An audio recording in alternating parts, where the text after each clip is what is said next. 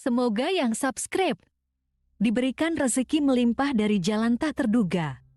Dan yang like komen, dimudahkan jalannya menuju surga di hari akhir nanti. Siapa yang tak mendengar nama Qorun? Qorun adalah seorang sosok kaya raya di zaman Nabi Musa, tapi namanya melegenda hingga sekarang. Kisahnya diabadikan dalam Al-Quran, bahkan menjadi peribahasa atau ungkapan di masyarakat guna menggambarkan seseorang yang mirip dengan tabiatnya atau menisbatkan harta yang ditemukan terpendam dalam tanah sebagai harta Qorun. Qorun adalah miliarder kaya raya yang hidup sejaman dengan Nabi Musa.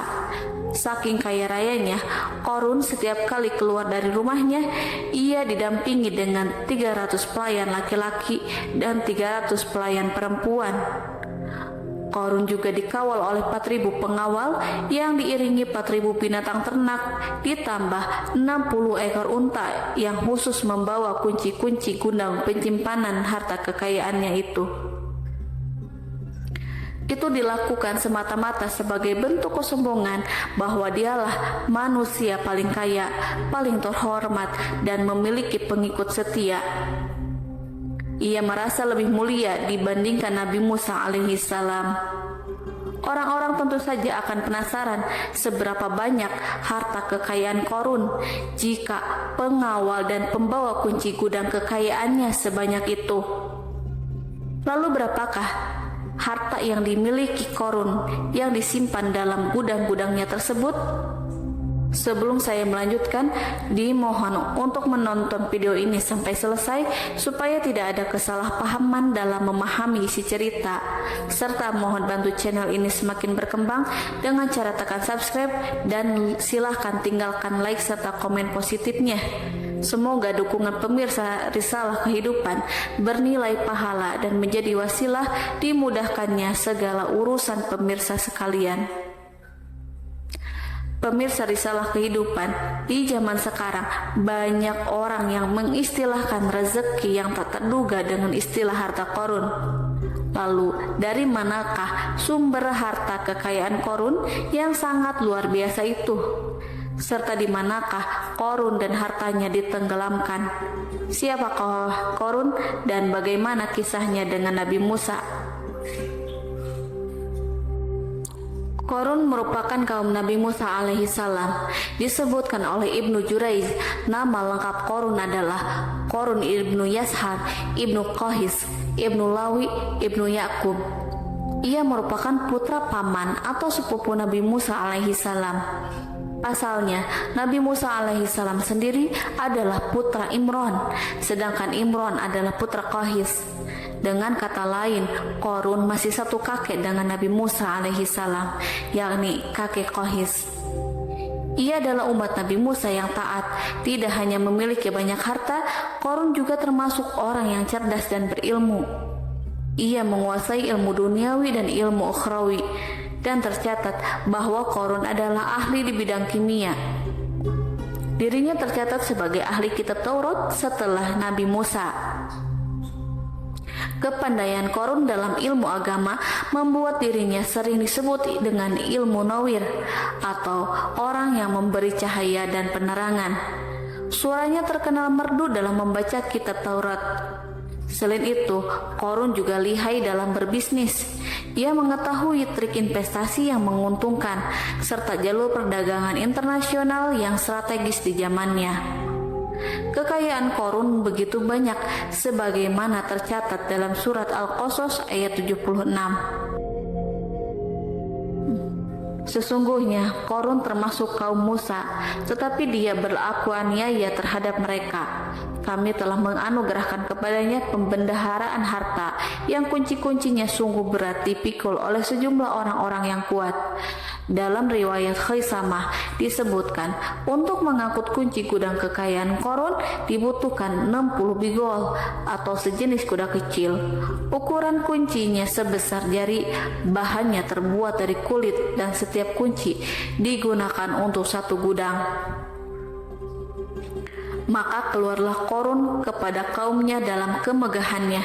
Para ulama tafsir menjelaskan, Korun keluar dengan baju mewah, diiringi dengan 300 gadis berbaju merah dan 4.000 kendaraan kuda. Tak heran, iring-iringan Korun itu mengundang decak kagum mereka yang gandrung terhadap harta kekayaan. Sebagaimana yang terekam dalam Al-Quran, moga-moga kiranya kita mempunyai seperti apa yang telah diberikan kepada Korun. Sesungguhnya ia benar-benar mempunyai keberuntungan yang besar. Quran Surat Al-Qasas ayat 79.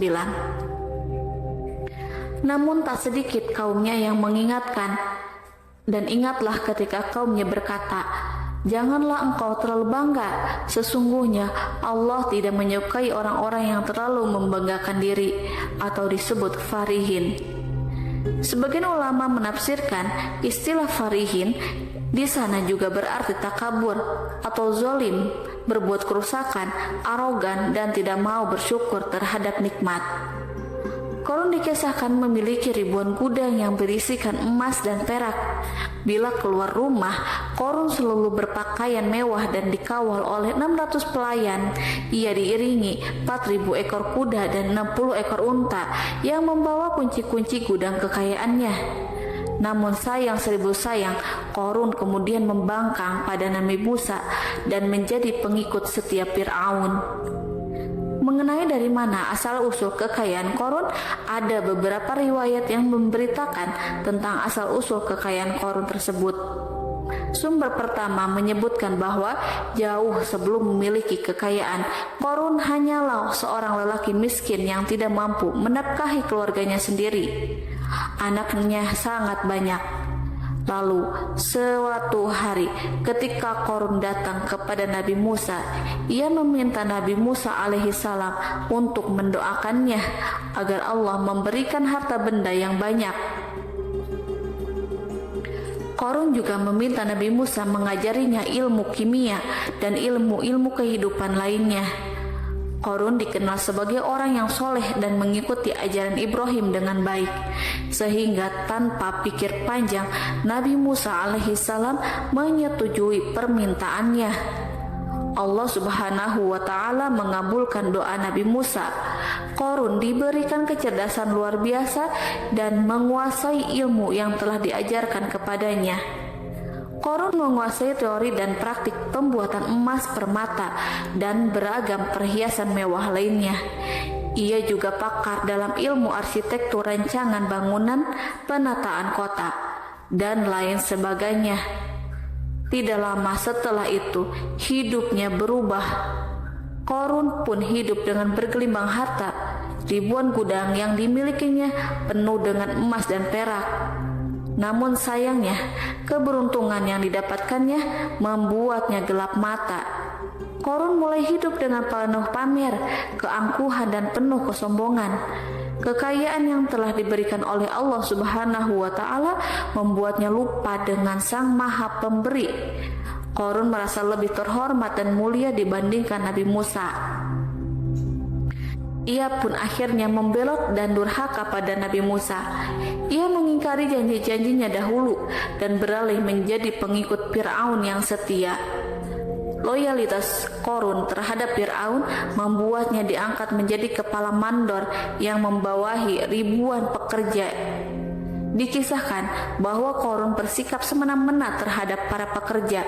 Ia tega memotong upah mereka. Ia melakukan korupsi demi membangun istana dan kemegahannya sendiri, dan untuk membangun gudang-gudang penyimpanan harta yang telah ia kumpulkan jauh-jauh hari. Ketika datang perintah zakat, Nabi Musa alaihissalam pergi menemui Korun dan memerintahkannya mengeluarkan zakat sebesar 1 dinar dari setiap 1000 dinar, 1 dirham dari setiap 1000 dirham, 1 kambing dari setiap 1000 kambing, dan seterusnya. Setelah Korun menghitung seluruh hartanya, ternyata jumlah zakatnya sangat besar. Kekikirannya pun mulai menghalangi hatinya untuk mengeluarkan zakat. Korun enggan membayar zakat ketika Nabi Musa alaihissalam menagih zakat yang diperintahkan oleh Allah untuk ditunaikannya. Ketika Korun diminta zakat, ia langsung marah dan tidak memberikan sedikit pun kekayaannya. Dia berpikir bahwa harta kekayaan yang dimilikinya didapat dari hasil kerja dan usahanya sendiri, dan tidak ada kaitannya dengan siapapun, termasuk Allah Subhanahu wa Ta'ala. Janji Korun untuk lebih taat beribadah dan membantu sesama jika diberi kekayaan oleh Allah dilupakannya. Dia mempergunakan kekayaannya tersebut dalam kesesatan, kezaliman, dan permusuhan, sehingga membuatnya menjadi sombong dan terlena. Orang-orang beriman pada masa itu sering menasehati Korun untuk bersyukur atas nikmat yang Allah berikan kepadanya, tetapi dia tidak mengindahkan nasihat tersebut. Dari sikapnya tersebut sudah jelas bahwa Korun tidak membutuhkan nasihat kebenaran, bahkan merasa tidak takut dengan ancaman Allah, sebab Korun merasa sudah memiliki segalanya. Korun merasa dirinya hebat dan pintar serta punya banyak pengikut setia, punya banyak pengawal dan merasa aman karena dekat dengan Raja Fir'aun. Korun berkata, "Sesungguhnya aku mendapatkan harta ini karena ilmu yang ada padaku." Korun sangat sombong. Ia merasa hartanya didapatkannya sendiri tanpa campur tangan dan kehendak Zat yang Maha Kaya, yakni Allah Subhanahu wa Ta'ala. Apakah Korun lupa ataukah ia tidak tahu bahwa Allah telah membinasakan orang-orang sombong sebelumnya, yang bahkan lebih kuat darinya, yang lebih kaya darinya, yang lebih banyak pengawalannya, lebih kokoh dan tak terkalahkan dibanding dirinya? Karena terdorong sifat kikir dan angkuh, maka Korun membuat rencana untuk melakukan tipu daya agar dia terlepas dari kewajiban membayar zakat. Dia ingin menjatuhkan nama baik dan citra baik Nabi Musa alaihissalam. Kemudian dia mengumpulkan tokoh-tokoh konglomerat Bani Israel. Ia berkata kepada mereka, "Wahai saudara-saudaraku, terhadap apa yang diperintahkan Musa untuk membayar zakat, apakah kalian akan mematuhinya? Sekarang dia hendak mengambil harta yang ada di tangan kalian, maka pikirkanlah suatu cara untuk menghindari perintahnya." Para pembesar-pembesar yang dipanggil kemudian menjawab, "Wahai Paduka Korun, engkau lebih besar daripada kami. Kami akan melakukan apapun yang kau inginkan." Korun pun berkata, "Datangkanlah kepadaku wanita cantik. Aku akan memberinya hadiah besar jika ia berhasil menggoda dan memfitnah Nabi Musa." Ketika wanita cantik yang diinginkan datang, Korun memberikan kepadanya uang muka sebagai jaminan. Ia akan membayarkan seluruh yang dijanjikan ketika berhasil menjalankan misinya. Bukan hanya itu, Korun pun berjanji akan menjadikan wanita ini sebagai istrinya. Dan keesokan harinya, Korun mengumpulkan Bani Israel.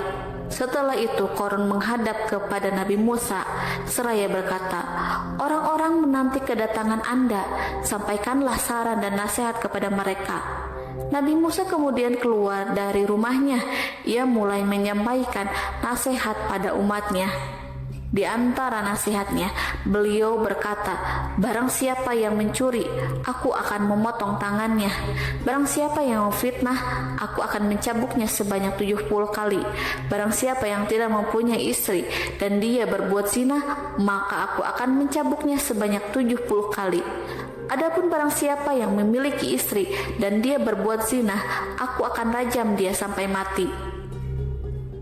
Korun kemudian berkata, "Apakah ini juga berlaku untuk Anda jika Anda sendiri yang berbuat zina? Apakah Anda akan menerima hukumannya?" Kemudian Nabi Musa menjawab, "Ya, meskipun saya sendiri yang melakukannya." Maka kemudian Korun memanggil wanita yang telah dibayarnya. Wanita itu berdiri di depan Nabi Musa dan Bani Israel yang telah berkumpul. Dia mengaku sedang hamil karena telah berhubungan badan dengan Nabi Musa. Maka marahlah Nabi Musa atas fitnah kejam yang diarahkan kepadanya. Kemudian Nabi Musa melakukan sholat 2 rakaat, lalu mendatangi wanita itu dan menyumpahnya agar mengatakan siapa yang menyuruhnya. Wanita itu menjadi ketakutan. Ia gemetar di depan Nabi Musa dan dia mengaku bahwa yang menyuruhnya adalah Qarun. Lalu wanita itu bertaubat dan meminta maaf kepada Nabi Musa. Seketika Nabi Musa bersujud seraya berdoa kepada Allah untuk menimpakan azab kepada Qarun. Allah memberi wahyu kepada Nabi Musa bahwa bumi telah dijadikan tunduk kepada perintah Nabi Musa. Kemudian Nabi Musa berkata kepada bumi, "Wahai bumi, telanlah Qarun beserta kekayaannya, habiskanlah semua." Kala itu Allah menurunkan wahyu kepada Nabi Musa alaihissalam untuk memerintah bumi apapun yang diinginkannya. Begitu Nabi Musa alaihissalam datang dengan wajah sangat marah, barulah Qarun merajuk, "Wahai Musa, sayangilah aku." Sementara Nabi Musa alaihissalam tak bergeming. Beliau lantas berkata pada bumi, "Wahai bumi, ambillah mereka." Seketika rumah Qarun mulai bergetar. Qarun dan antek-anteknya mulai dibenamkan hingga bagian lututnya. Rumahnya ikut turun sedalam lutut. Qarun kembali merajuk, "Sayangilah aku Musa." Rumahnya kembali berguncang. Kini Qarun dan kawan-kawannya kembali terbenam hingga bagian pusar. Demikian pula rumahnya. Qarun terus merajuk, "Wahai Musa, sayangilah aku." Sementara Nabi Musa alaihissalam kembali meminta bumi, "Wahai bumi, ambillah mereka." Rumah Qarun berguncang lagi, sementara Qarun dan kawan-kawannya terus terbenam hingga bagian tenggorokannya. Demikian pula rumahnya. Qarun lagi-lagi menjerit, "Wahai Musa, sayangilah aku." Namun Nabi Musa alaihissalam tak bergeming. Beliau terus meminta bumi menelannya, hingga akhirnya Qarun dan kawan-kawannya hilang seluruhnya ditelan bumi. Tak lama setelah itu Allah pun berkata, "Wahai Musa, apa yang membuatmu bersikap demikian? Padahal demi kemuliaanku, andai dia Qarun berdoa kepadaku, niscaya aku akan rahmati. Maka kami benamkan dia beserta rumahnya ke dalam bumi, maka tidak ada baginya satu golongan pun yang akan menolongnya selain Allah, dan dia tidak termasuk orang-orang yang dapat membela diri." Quran Surat Al-Qasas ayat 81. Lalu di manakah lokasi ditenggelamkannya Qarun beserta harta bendanya? Konon berdasarkan kepercayaan beberapa masyarakat setempat, Qarun ditenggelamkan di sekitar sungai atau danau Moris yang terletak di kota Fayum, negara Mesir. Qarun konon mendirikan istana dan di tempat itu pula ia ditenggelamkan. Dahulu Qarun berkeinginan membangun sebuah istana, namun tidak diizinkan oleh Fir'aun jika istana itu dibangun di samping istana Fir'aun. Terlebih Qarun juga tidak ingin membangun istana di tengah pemukiman Bani Israel yang terletak di tanah Jasan. Fir'aun pun memberikan tanah di wilayah Fayum. Kemudian di tepi sungai Fayum inilah Qarun membangun istananya yang megah dan di dalamnya membangun Al-Kunuz atau gudang penyimpanan harta berisi emas dan perak. Salah satu bukti arkeologis yang dapat dijumpai di lokasi tersebut adalah runtuhan bangunan yang diduga sebagai tempat tinggal Qarun yang berjarak sekitar 2 km dari Danau Qarun. Menurut beberapa sumber, bangunan yang masih berdiri kokoh tersebut adalah benteng yang dibangun oleh Qarun. Namun, ada juga yang mengatakan bahwa bangunan tersebut adalah tempat tinggalnya. Wallahu a'lam bishawab.